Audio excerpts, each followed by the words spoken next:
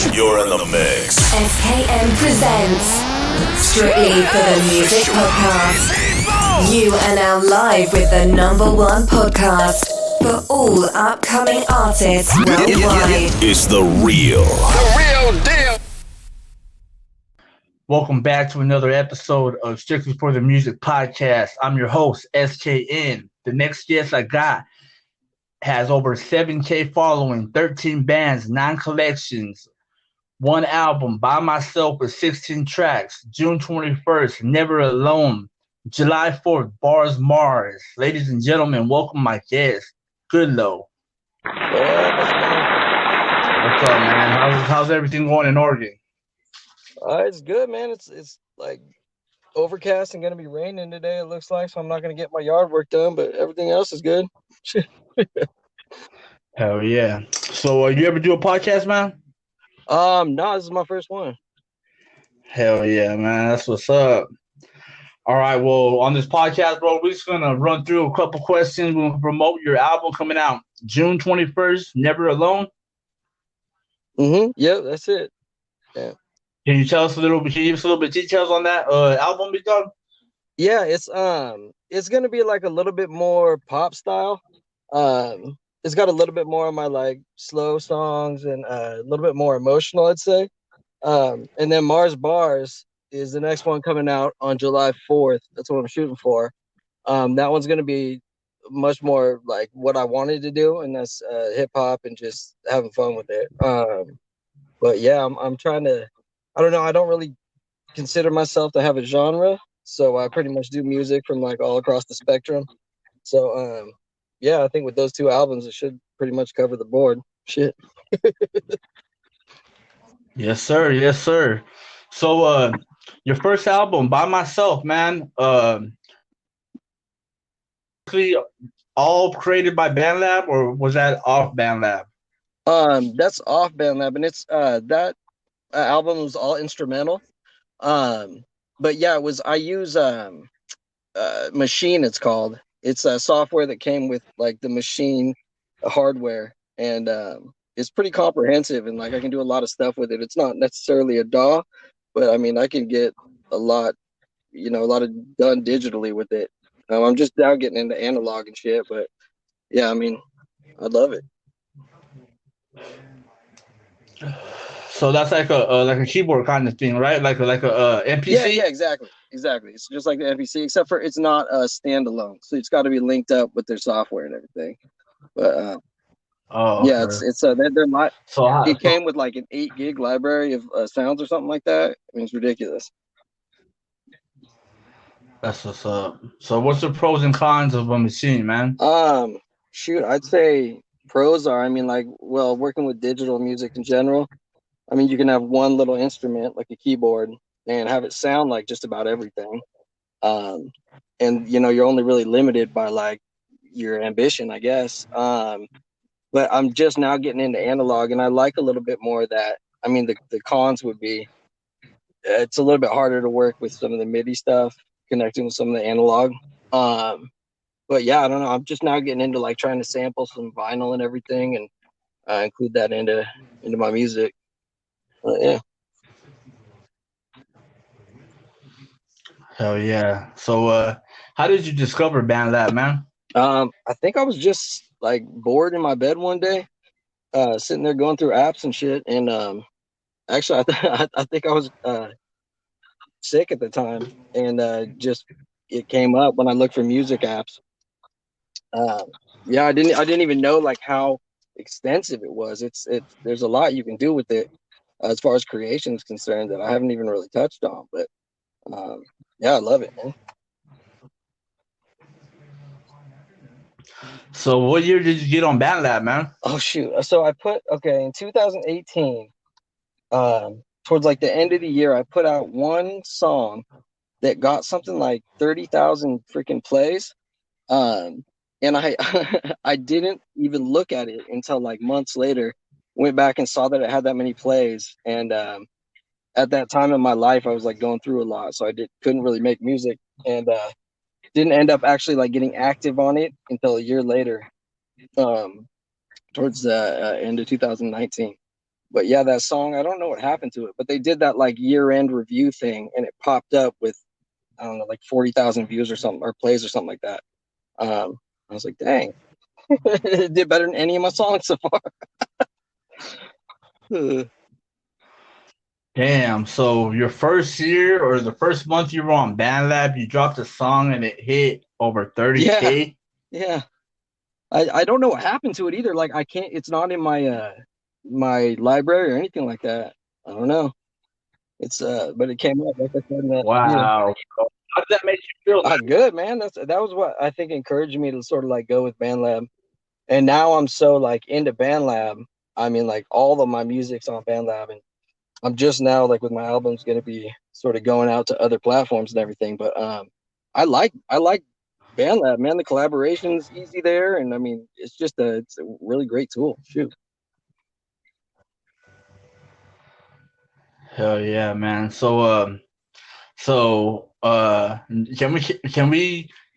Can we expect any collaborations on these next two albums, or this is gonna be a strictly Good Lowe album? No, man? yeah, there's some. I've got a couple tracks with Dr. Weathers.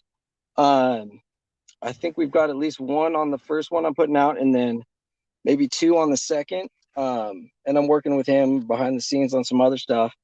And then there's another artist, the Ghost of Alexander, that I've got a song on the first album with, and another guy named Way Over Your Heads.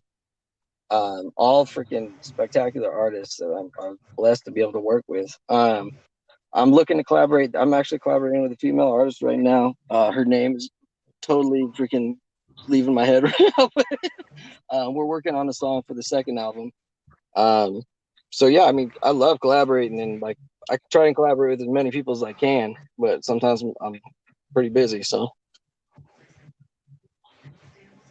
hell yeah, man. So how was it working with Dr. Weathers, man? I've been hearing that name a I lot, love that man. guy, man. Dr. Weathers is awesome. He actually lives in the same area as me. So yeah, we get together outside of BandLab and kick it. Dr. Weathers is awesome, man. He's a genuine, real good dude. He actually helped me move. My lady was moving a couple months back, and he actually came over. Out of all my buddies and everything, he's the one who came help me move. No Yeah, he's way, a family dog. dude, for sure. Wow.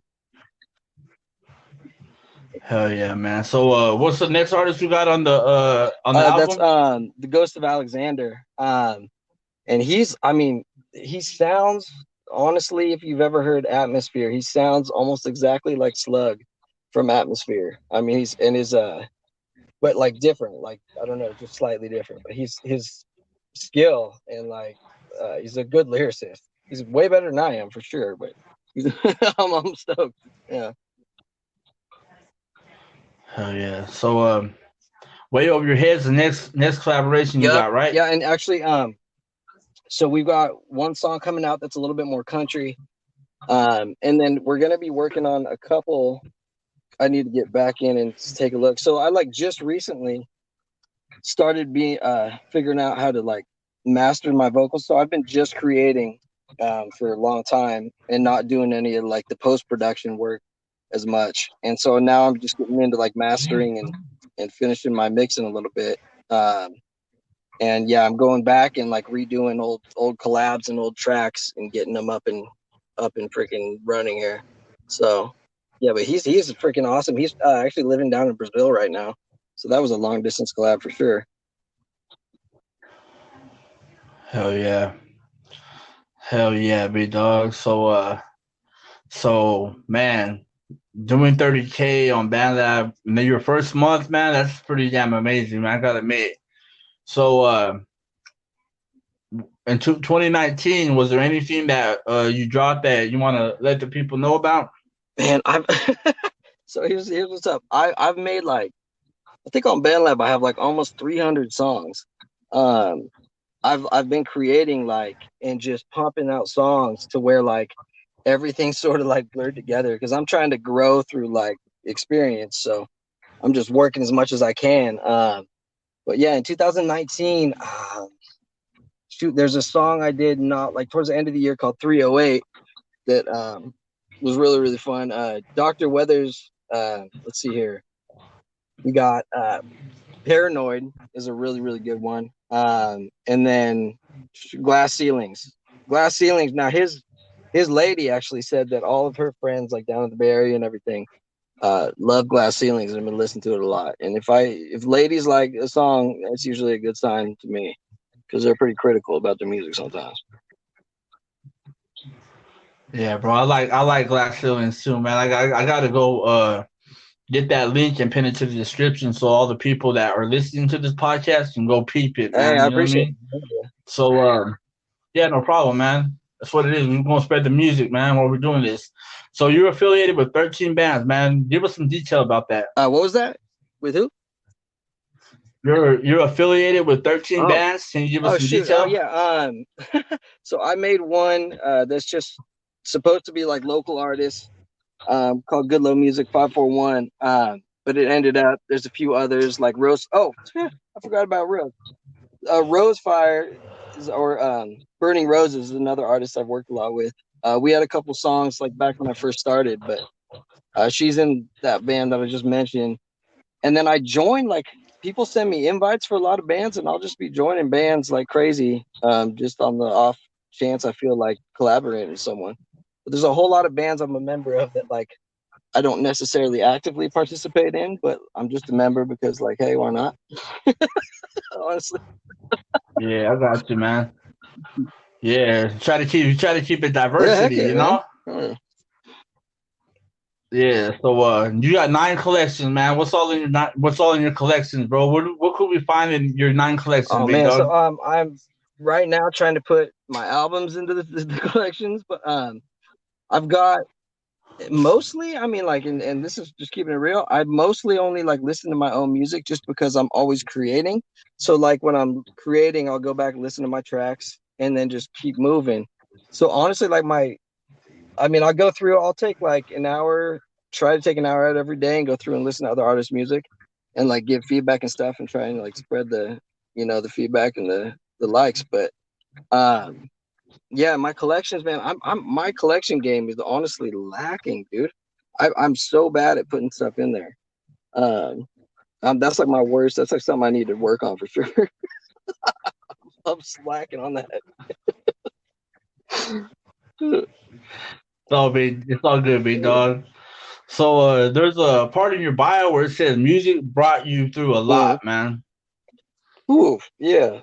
Uh, I don't. I've lived a pretty fucked up life, to be honest with you. I don't know. Like, went through a lot of shit as a kid. Got in a lot of trouble with the law when I was like 15, 16. Got sent to this place.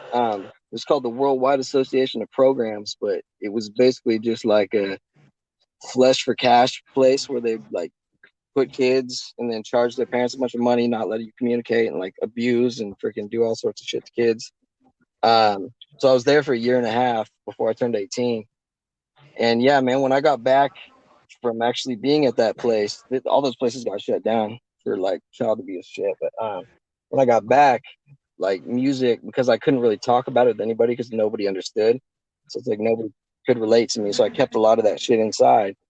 And music is like a way for me to freaking express a lot of those emotions that I would have trouble expressing otherwise. Like it's if I don't do music, and my lady will attest to this, I'll get freaking real pent up and like pissy after like fucking 2 days of not doing music. It's pretty bad. Okay, so you struggle with drug addiction, bro? Oh yeah, man. Yeah, I've been through the ringer, man. Yeah. So like when I was, let's see here, like 27, so like 6 years, 7 years ago, I got addicted to opiates. Um, and it was just like I was working at the time as a chef, and it was something to help me get through the night. And eventually, I ended up getting on methadone, and I was on methadone for 5 years, um, at like just ridiculous levels. And just before my grandmother passed away, who was like my last living close relative, I decided to get clean, and that's sort of when I started music too. So like, there's a lot of my early stuff. I was in a lot of pain for a lot of that because coming off of that methadone, I was sick for about a month. And I don't know if for anybody who's been through withdrawals, it's literally hell. And yeah, I advocate a lot for addicts and treatment and support of all that because I know what it's like, and it's not fun for sure. So what is it like to advocate for addicts, man? It's rewarding, man. I don't know. I'm thinking about, and this was like a career choice I was thinking about a long time ago, but um, I like talking to addicts because a lot of them just get shunned by society in general, and there's this huge stigma with it, and it's a lot of them are just fighting, like it's a fight day to day just to get through. I mean, like I remember when I was active in my addiction, I had to do more between the time I woke up to like be able to do anything. Like I already worked a full-time job by like 9 a.m. And then after that I would, go to work or do whatever I had to do. But it's like you're having fun maybe for the first month, and then after that it's hell and just trying to like edge by. And it's a struggle, man. And yeah, I love addicts, and I love helping them for sure. Oh yeah. So your worst times was getting off methadone, dog? Yeah, I mean, like, so during that time, I was, yeah, I don't want to like talk too much about personal stuff with my like lady, but I was in a real bad relationship. Let's just say that at the time, and my grandmother was like dying, so I was caretaking for her, and it was like this perfect like storm of just uh, hard stuff going on in my life, um, and making it through that. I think probably built a lot of character in me and made me grow up pretty quick.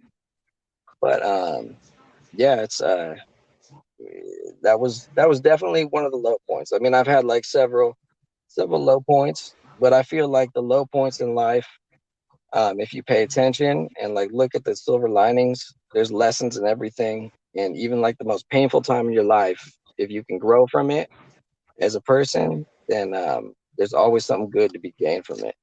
And yeah, it's only because the hardest times of my life that I appreciate any of the good ones, honestly. A lot of self-discipline, man. Yeah, yeah, it's a huge part. And yeah, I'm since since my grandma was pretty much at the time my whole family. Um, yeah, parents are gone, everything like that. But when she passed, it's like I've had to like teach myself how to grow up all over again, having no family, and it's been rough, but I'm chugging along and getting her done. So I'm yeah, proud of myself, I guess. Hey, that's what's up, man. That's a good thing to hear. So how long you been sober, man? Shoot, it's been about a year and a half, and I've had a couple slip ups here and there, but yeah, I mean, quit, yeah, about a year and a half ago. So Hell yeah, man. Congratulations, man. Just keep up the good work, big thanks, man. dog. You know what I mean? Okay, so your favorite artist is Devin the Dude, man. Yeah, hell yeah, Let's talk about that, I man. love Devin, man. It's something about like his, I don't know, just his style. He's laid back, and he never really seemed to like push with the whole like sellout thing. He's always been about the same stuff, which is like laying back and smoking weed and girls and all that. And yeah, I mean, I've been listening to him since I was 15 or 16. Um, and yeah, his there's one song called Anything that got me through a lot of hard times too. I can remember like real hard days I was having, and it would come onto my Pandora at like just the right time and pick me up. But yeah, dude, Devin's the shit. I love Devin for sure. Favorite Devin the Dude track, It's man. got to be that one I just said. Anything. Uh, yeah, or Anything? Lackville 79. I love because I drive a real old beater car right now, and Hey, 79, I love that song. Yeah, I can relate for sure. man. I love Devin the Dude, bro. He's one of my favorite artists, man, because he can do, man. Have you heard that song "Just Chillin'," Yeah, man? oh yeah, of course. Yeah, that song right there, man. That's the first song I heard from Devin the Dude, man. And ever since then, I love this shit, bro. Hell yeah, Devin's the shit. So I can relate on that, dog. I can relate on that. So, let's see where we want to go from here. All right, so you said late '90s hip hop influenced you. Mhm. How did it influence you, man? Well, like at the time, I mean, that's when I was like getting into high school and everything. But I was listening to, let's see here, what was I listening to back then? Dappy Roots. I think their first album came out around that time. Um, some like UGK. Oh man, yeah, what was that? Riding Dirty, I think came around that time. But yeah, my first ever. So like when I was a little kid, and my grandparents had adopted me, and I was a little piece of shit because I would convince them to like buy me stuff. They had no idea what hip hop was or any of that. So I had my grandpa go out, and the first album I ever got was on a tape, cassette tape. But my grandpa went and bought me the Salt and Pepper album on cassette when I was a little shit, and yeah, it was freaking hilarious. But no, that they didn't influence me so much. But yeah, of course, like what Chronic 2001, like I think that sat in my CD player in my car for like a whole year and didn't leave. Shit, yeah, Eminem, of course, but yeah, I don't know, man. I mean, like I'm like I said, I'm like all genres kind of, and I can appreciate all genres. It doesn't mean I necessarily listen to them all the time, but I think good music comes in all flavors and all shapes and sizes for sure. Hell yeah. So you feel that you are too hard on yourself sometimes, man? Yeah, my I don't know. At times I feel like not hard enough, but my lady would definitely tell you I'm self-destructive and self-deprecative as hell, and I agree that's true. I mean, a lot of it's in jest, but at the same time, it's like when you're sort of like raised and then like go through an abusive situation as a young man, it builds up this feeling of like worthlessness or like just negative self-image in you, and it's carried through like a lot of my life and affected me in a lot of ways. And it's hard to sometimes like you're like, okay, yeah, I'm good enough to go do that, or I can do that and have confidence in yourself. But I've got a freaking lot of shit I've been through that's helping me realize like, okay, if you can get through all that crap, you can get through whatever comes your way, bro. That's right, man. So this next question, man. Well, what is it like, man, to be producing over 15 years? Well, so like I've been like seriously producing, I say, for the last 2, but I started out, like I said, when I got back from that like horrible place in Montana I went to. I came back and my grandma got me an Emu 49 key MIDI keyboard and then a copy of Reason. And I started like producing back then under the name Deluxe. And yeah, oh no, and then I went to Guerrilla Tactics Productions. But when MySpace was out and everything, I was freaking pumping music into that thing. And man, it's like I love producing music because you're never like, at least I feel like I'm never going to be able to master it, and there's always going to be like growth that can be made there, and it like kicks my ass constantly, which I love. The self-destructive part of me loves that. But like, yeah, there's just never an end to what you can learn or how you can grow as an artist, I feel like, and that's really really awesome to me. Always have something to go like move towards and be pushing for. If you could collaborate with any artist, dead or alive, who would it be and why? Well, of course Devin, but other than that, I'd say Frank Sinatra. Just because I love his style and like he was a ladies' man for sure, and I feel like I could learn a lot from Frank Sinatra. But for sure, he definitely like he had the same issue I have, which is like I don't have a lot of vocal range, but like the like notes he was able to hit, he played real well and was able to sing like and do his style perfectly. So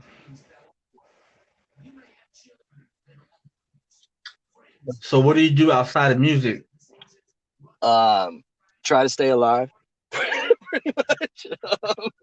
No, I'm so I'm not a father myself, but my girl's got a 5-year-old and a 10-year-old, and so I'm just learning how to be a parent and how to set an example and basically mind what I'm saying. But yeah, right now it's basically making music, helping take care of them, and trying to eventually learn how to make some money at this. I'm still working on that one. How has your music evolved? Oh God, man. Well, it's no longer making my ears bleed, which is good. Um, no, but honestly, it's so like I started out like I'll start like every song I make, and this is pretty much how it's gone. I'll make my melody first, and then like the drums will kick in after that. And vocals, I paid no attention to until probably like the last 8 months, and have just started like finally getting into, like I said, doing the mastering and EQing. And I had no idea before that like how important that stuff is. But like if you just put raw vocals, especially if you got some sort of distortion or something in the background into a track, like that stuff hurts when you turn it up. Like I listen to some of my old stuff and like, man, I can't listen to it for very long. I mean, I'm old. I got freaking, bad ears anyways, but like, yeah, I've basically evolved into being able to produce stuff that I feel like is listenable. But when I was starting out, like, I don't know, I feel like I had a little bit more techno ambitions for some reason. I don't know. I don't even know why, but like, I just liked instrumental tracks a lot. And, I've started to like move out of like, just like in the instrumentals and appreciating vocals for what they are and finding the like ability to put vocals into a track and leave space for them. Because when I was making just instrumentals, like of course you'd have an instrument filling in for where the vocals would be. So now I've got to leave something out and leave space for the vocals, and it's kind of fun, like finding a way to get them to sit right in a track. And everyone's different, so it always keeps me on my toes. It's like a puzzle, man. Yeah, for sure. So you got any special shout outs you want to give, my boy? Yeah, for sure. I want to shout out Doug, Dr. Weathers. Hopefully I didn't just blow a spot by telling everybody his name, but Dr. Weathers. Yeah, Alex for sure. My lady, absolutely Laura. Both of my kids right now, Uriah and Loki. And God and Jesus and the devil and anybody who has supported me in my life. And all my haters. I love my haters so much because like every time somebody like ticks me off a little bit, it motivates me so much to go in and get better. So keep on hating, and fans keep on loving, and yeah, that's it. So plug in your social media outlets where everybody can find you in your band lab and your YouTube, man. Yeah, so social media, Facebook is it's all under Good Lowe, basically. You can find me. I think DistroKid distributes my stuff to just about like every platform. So if you just look up Good Lowe, I don't know if there's a lot of no, there aren't a lot of other Good Loves. What might come up is Good Love, which is also a good thing. But yeah, if you just look up my name on pretty much anything, my band lab's under Good Lowe. It's all just Good Lowe. Spell it out for him, man. GOODLOWE. There you go, ladies and gentlemen. Good Lowe album dropping June 21st. That's album. What is it, bro? Never Alone, June 21st, and then on July 4th, which is Independence Day, I'm hoping to drop Mars Bars and have a little alien rap for y'all. There you go, people. So go peep it. June 21st and July 4th, man. Album debut. And we are out.